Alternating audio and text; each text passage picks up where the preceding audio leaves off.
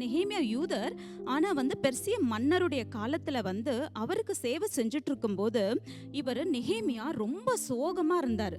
அப்போ அந்த ராஜா, பெர்சிய ராஜா கேக்குறாரு, நெகேமியாவே ஏன் நீ இவ்வளவு துக்கமா இருக்க, நீ ஏன் இவ்வளவு கவலையா இருக்கன்னு கேக்குறாரு. அப்ப எனக்குள்ள ஒரு கேள்வி, அப்படிப்பட்ட ராஜா அவர் யூத ராஜாவும் கிடையாது, இவங்க அடிமைகளை தான் அந்த இடத்துல எடுத்துக்கொள்ளப்பட்டாங்க, இவர் சேவை பண்றாரு. ஆனா அந்த ராஜா நெகேமியாவை நோக்கி நீ ஏன் இவ்வளவு கவலையா இருக்கன்னு கேக்குறாரு. அது காரணம் என்னன்னா, நெகேமியாவுக்கு ஆக்சுவலா இந்த மாதிரி எருசலேமின் மதில்கள் பாழா போச்சு, ஒரு பாதுகாப்பு இல்லை, இந்த மாதிரி இருக்குன்னு சொல்லிட்டு அந்த செய்தி வந்திருக்கு. செய்தி வந்த உடனே அவருடைய துக்கத்தில் அவர் 4 மாசம், கிட்டத்தட்ட 4 மாசம் உபவாசம் பண்ணி ஜெபிக்கிறாரு. ஆண்டவரே நான் என்ன பண்ண முடியும் அப்படின்னு அந்த காரியத்துக்காக கர்த்தருடைய சமூகத்தில் என்ன பண்றாருன்னா பிரேயர் பண்ணி உபவாசம் இருந்து ஜெபிக்கிறார்.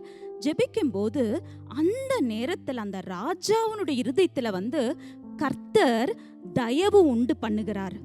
அந்த நெகேமியாவின் முகத்தை உணரும்படியாக இவரே அவர் அவ்வளவு உண்மையா ஊழியம் செய்யறாரு. அந்த ராஜாவுக்கும் அவருக்கு இருக்கிற பாண்டிங் பாருங்களேன். ஒரு ராஜா போய் கேட்பாரா நீ ஏன்பா இவ்வளவு கவலையா இருக்கன்னு? ஆனா அந்த அளவுக்கு அவரு உண்மையா இருந்திருக்காரு நெகேமியா.